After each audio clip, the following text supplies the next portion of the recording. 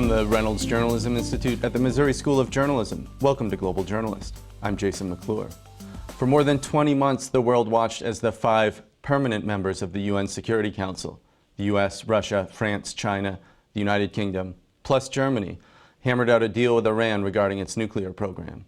The deal limits Iran's capabilities to develop nuclear weapons, something the 1970 International Nuclear Non-Proliferation Treaty set out to do.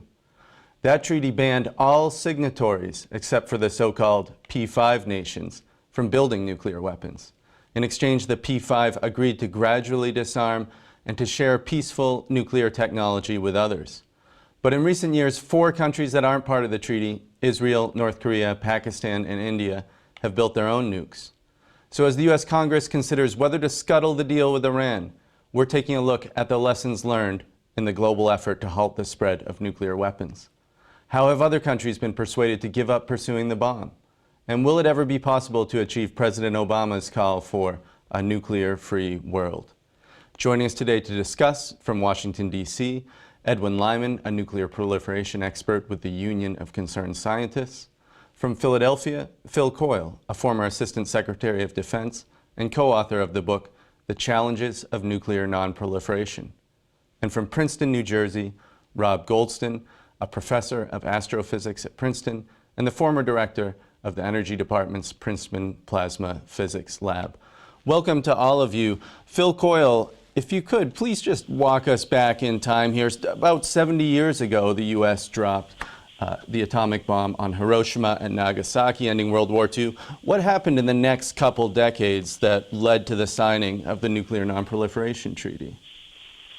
Well, first, the reaction to the bombing in Hiroshima and Nagasaki caused worldwide concern.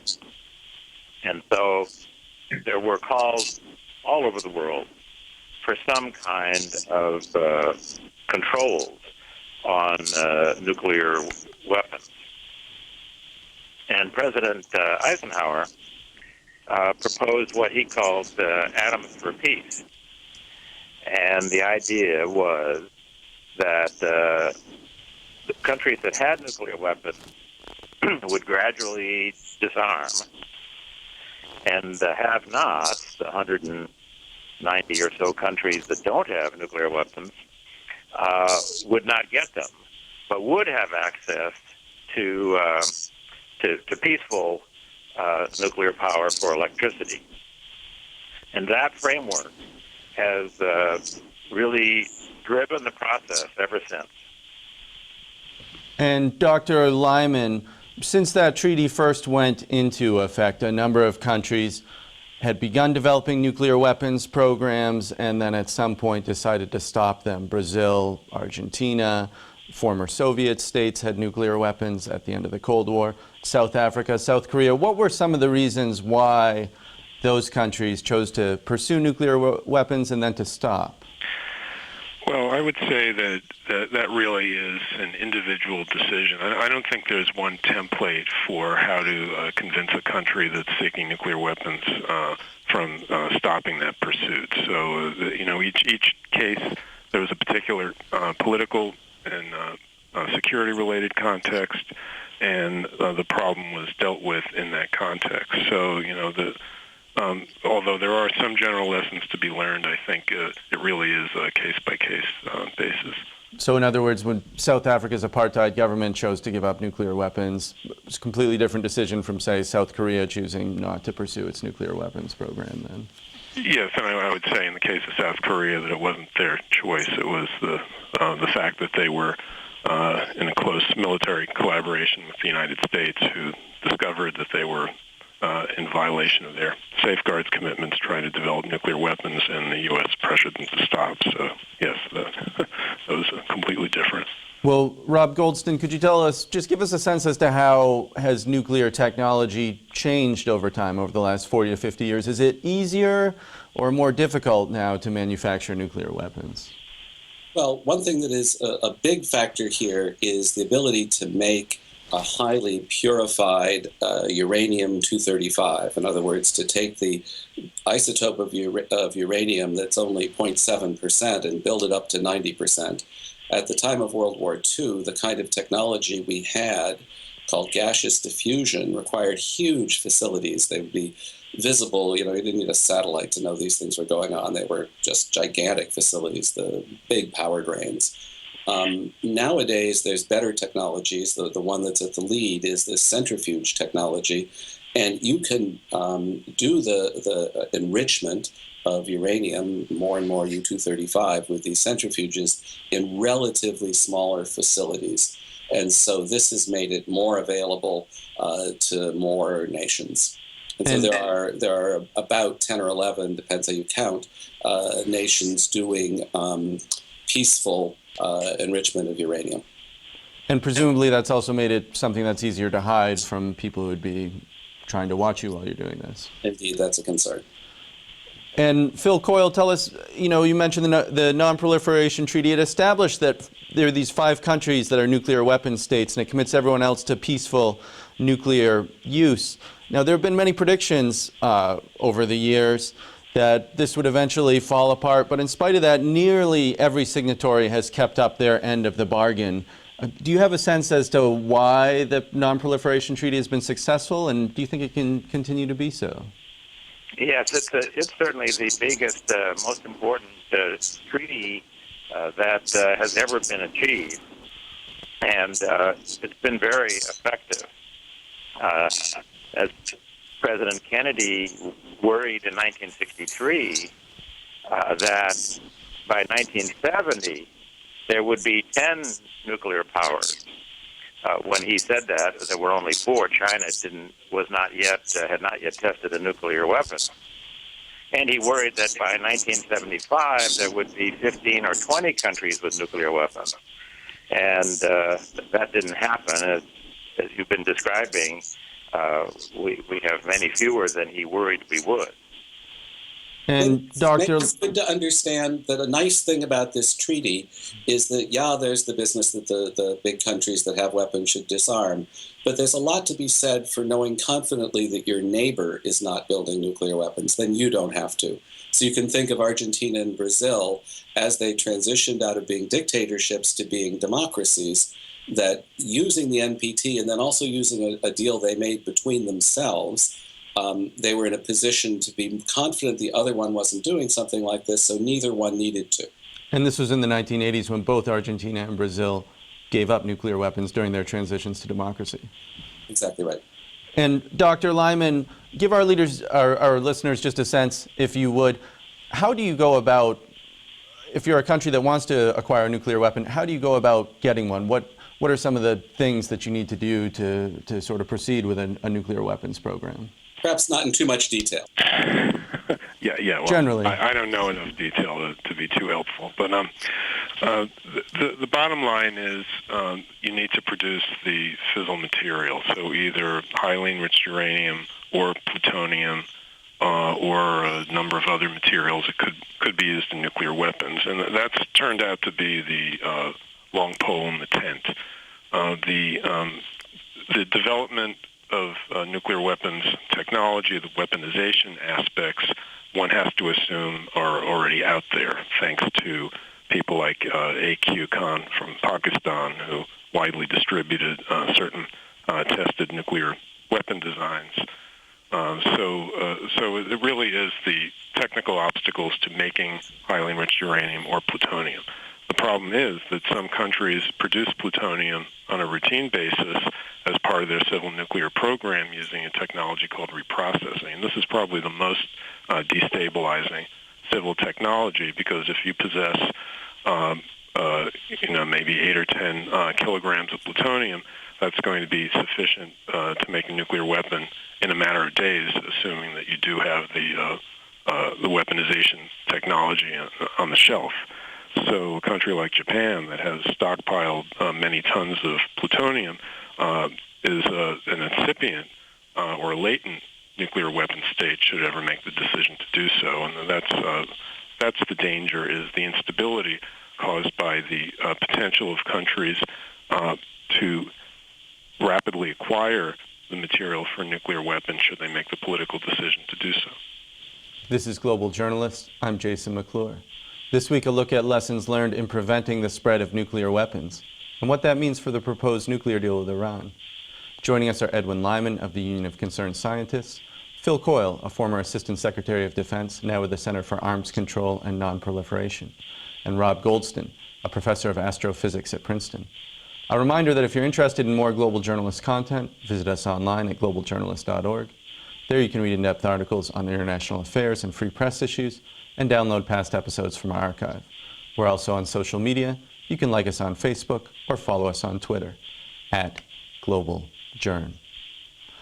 Rob Goldston, I want to ask you about the link between nuclear power generation and the technology for building nuclear weapons. I understand many countries are examining building more nuclear power stations, particularly as climate change poses a growing threat and countries begin to sort of change out their fossil fuel burning power stations. What do we know about what the risks are from building more nuclear power plants around the world? How does that affect proliferation?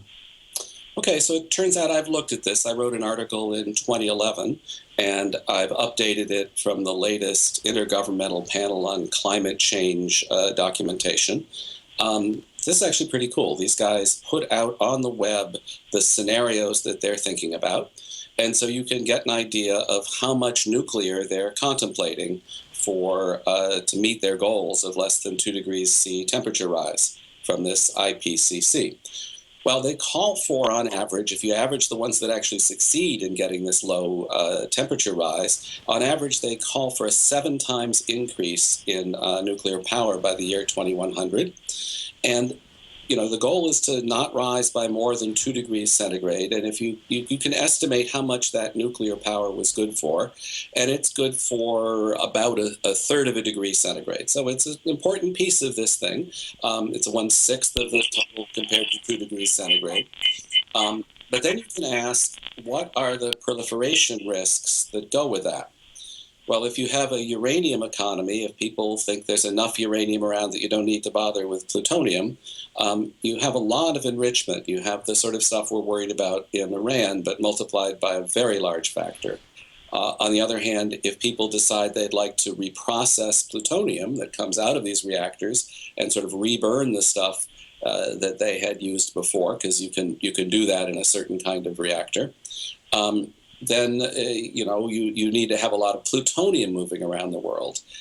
You need more in the plutonium case. It's more dangerous in the plutonium case by quite a bit, as Ed Lyman was saying. But either one of them gives you a risk of having the capability to access hundreds of thousands of bombs worth of material. So a third of a degree centigrade sort of balances with hundreds of thousands of bombs worth of material per year. Put that in perspective. Right now, the military arsenals of the entire world add up to 10,000 weapons. So every year, there would be moving around something like 30 times more capability than that. So this is a big concern. And my take is that we need to very much strengthen the Non-Proliferation Treaty if we're going to allow a world that looks like that. And I'll tell you, I think that the Iran deal, the one that was just negotiated in Vienna, gives you a guidepost for how we should do that. It is a very, very good deal. What we need to do is make significant parts of that international and used for everyone if we're going to have this kind of growth. Well, I'm glad you touched on the Iran deal, and I think we're going to go into depth about that in just a moment. But Edwin Lyman, I wanted to ask you as well. We heard Rob Goldston talking about the need for strengthening the Non-Proliferation Treaty. One key component of the Non-Proliferation Treaty is the International Atomic Energy Agency. What's your view on how effective they have been in terms of monitoring the spread of fissile material? Yes, well, the IAEA is an organization that has an enormous task. And if nuclear power does continue to expand around the globe, then its burden is only going to increase. But the challenge is the IAEA's main function is to apply safeguards on civil nuclear programs to ensure that there is not diversion of nuclear material covertly to a nuclear weapons program.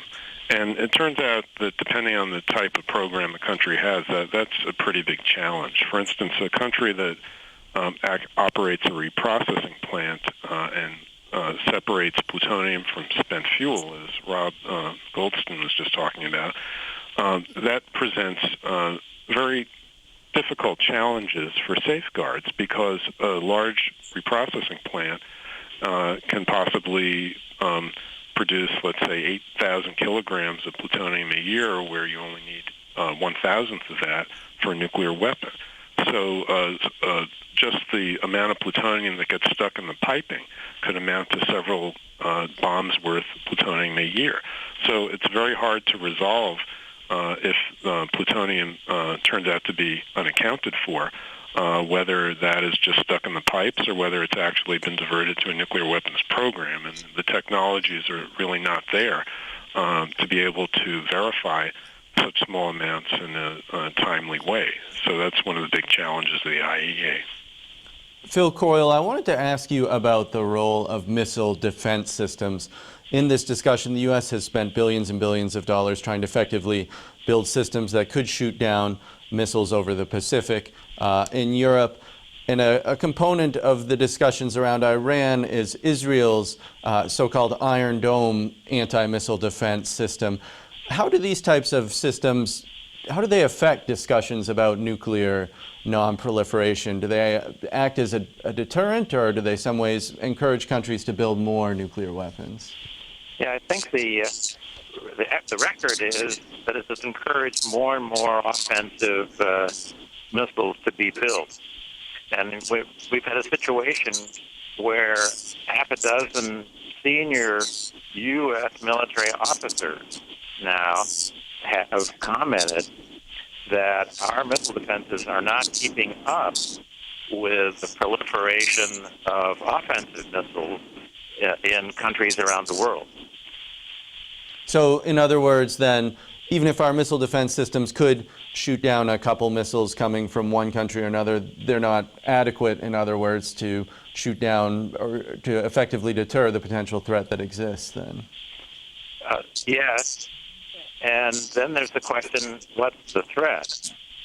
Several years ago, the head of the Missile Defense Agency was asked in a press conference, you know, if Iran didn't have nuclear weapons, why would we need to have missile defenses in Europe to protect against Iran?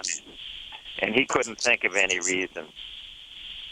And with respect to Israel, is it feasible that a missile defense system could be constructed that would essentially protect Israel from medium-range missiles, intermediate-range missiles from Iran? Well, all missile defense systems leak. The Iron Dome system seems to have worked well, but the ground-based midcourse system that the United States is building for defense against ICBMs has missed half the time. What about at the intermediate range that we're talking about, 500, 700 miles? Well, they each face their own challenges. The best thing is for countries just not to have nuclear weapons. And if the Iran deal sticks, they won't. This is Global Journalist. I'm Jason McClure. This week, a look at lessons learned in preventing the spread of nuclear weapons and what that means for the proposed nuclear deal with Iran.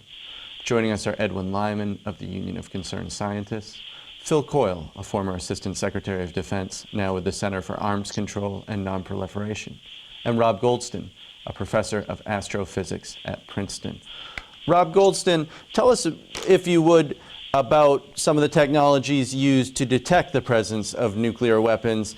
There's been a lot of disagreement in the U.S. about how effective the monitoring of Iran's nuclear program will be. What sorts of technologies are being used to oversee what's going on at the Iranian nuclear facilities?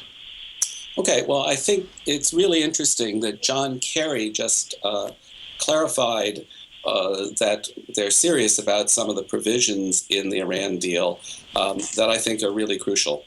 There's going to be a technology that is available already, but there's going to be implemented a technology where for each of the pipes that are coming out of a cascade of these centrifuges, and that's the pipe that's got the product in it you're worried about, you can put a kind of a collar around that pipe. And by looking at X-rays that are coming out of the material that's in the pipe, and looking at the transmission of X-rays through the pipe, how much are being absorbed on the way in at very specific energies, you can figure out how much uranium-235, the bad stuff, or your bomb maker, the good stuff, and how much uranium-238, that is a poison for a weapons maker, is coming through there. So you can measure the enrichment level. And the deal with Iran specifically states, and I was very glad to hear John Kerry reiterate, that that will be set up with radio transmission that will go probably through a local IAEA facility in Iran, and then through obviously secure channels to Vienna, and probably secure channels even within Iran. So the result is that in Vienna, they will know in real time how much enrichment is currently going on in each monitor. I know some of the guys who developed this technology, and they're very confident that this is going to work. And so I'm excited that this is really important, and this is something that it's going to take some negotiation, but I think needs to be put into the Non-Proliferation Treaty generally. And this is something that would allow the international community to monitor how long it would take Iran to sort of break out to have enough material to build a bomb then, is that right? Well, actually, I think, well, that too, that's also true. But the most crucial thing is you'll know within hours if they've taken the first step. As soon as they go above the 3.67% enrichment, you will know right now. I mean, we're not talking about a day. And it's classified, I think, how long you need to gather the data, but it's not long.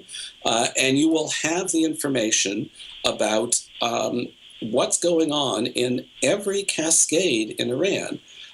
And so if they start to break out, however many cascades they have, make this be 20, 30, and they've got, they're doing a lot of stuff for their nuclear power plants, an enrichment facility that can supply the uranium for one nuclear power plant can also supply the uranium for 25 weapons. So you want to know right away if they start switching the knobs and going to higher enrichment, and you'll get that. You'll get that right away. And can I just ask you, Rob, but every measurement has uncertainty, right? So there's going to be a false positive rate. Right. Have they been able to limit that to a practical level? My understanding with the latest stuff, I talked to some of my friends at Los Alamos, is that they're very confident. Mm-hmm. And Ed Lyman, obviously, if there is evidence that Iran has begun processing material that could be used for a bomb, the Iran deal, the implication then is that the international community can move forward with sanctions or then military action to prevent that. But I want to ask you about the legacy of the Iraq War, because many of our listeners will remember the discussion about yellow cake uranium from Niger and the aluminum tubes, and Secretary of State Colin Powell going before the UN with satellite photos, supposedly proving that there was a nuclear program that just wasn't there. So how does the legacy of the Iraq War and the run-up to the Iraq War, how does that affect sort of discussions today about military intervention to prevent nuclear proliferation? Well, actually, if I could just step back a little bit. Of course, there were two Iraq wars, and the first one, actually, there was a covert nuclear weapons program back in 1991, which the IAEA had not been able to detect. So that had an important impact on the development of the non-proliferation regime, as the IAEA realized it needed to develop new tools and have new authority to be able to look for facilities that aren't declared, because the conventional safeguards regime only deals with facilities that the state declares. So in other words, it doesn't cover secret facilities. Right. So how do you look for a needle in a haystack? And that's been one of the outstanding issues that is also a concern with Iran. Now, the implications of the second Iraq War,